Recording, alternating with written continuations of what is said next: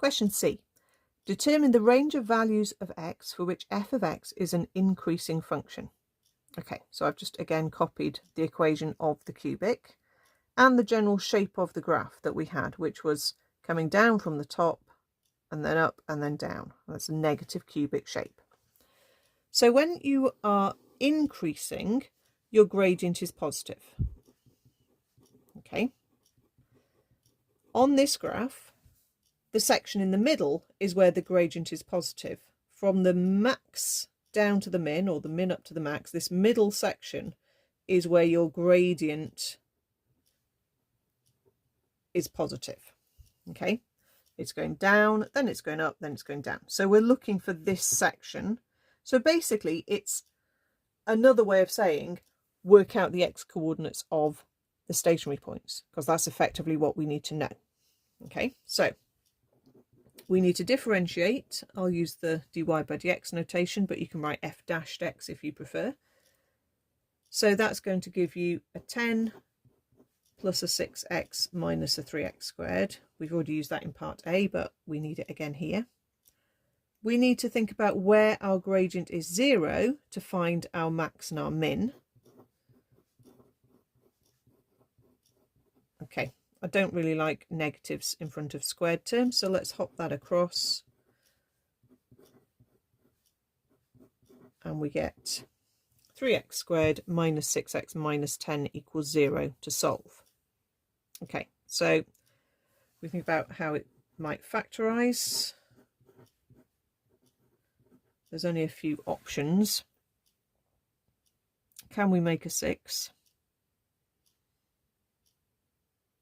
No. Okay, maybe it doesn't factorise. Now that's quite unusual, but it doesn't factorise. Okay, so if you try factorising and you can't see how it factorises, or you don't think it factorises, you can, on your calculator, check to see if there are nice solutions. Okay, because if there are, it just means you haven't spotted the factors and have another think about it. Go into your polynomial equation solver, wherever it is on, if you've got the black calculator rather than the black and white. Type in your coefficients for your quadratic and see what it says. Yeah, and we haven't got nice answers. We got decimals, so it's not going to factorise. It wasn't us being dim. Okay, no, it doesn't factorise. So let's use the quadratic formula. Okay, we aren't really supposed to just copy the decimals off the calculator screen.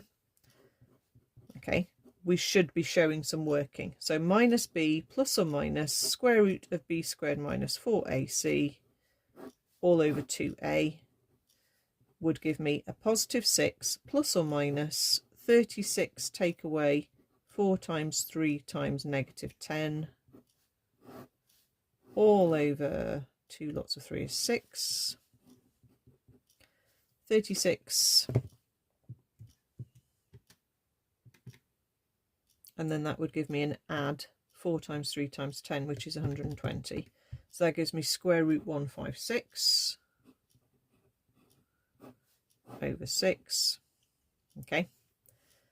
So 6 plus square root 156 over 6 gives me that first decimal I spotted, which was 3.0816, and the other option with the minus gives me minus 1.0816. Okay, so it's actually quite unusual that it doesn't factorise, but fair enough, they can ask you to use the quadratic formula. So we've found the x coordinates. Okay, so I'm not quite sure where my axes were exactly, sort of about there. We found that x value there as 3.08 and that x value there as minus 1.08.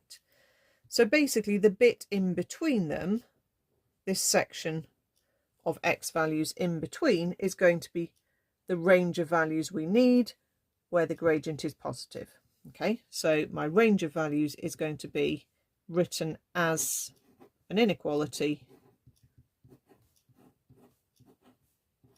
like this. Okay, I know it looks a little bit weird, but that is the correct answer.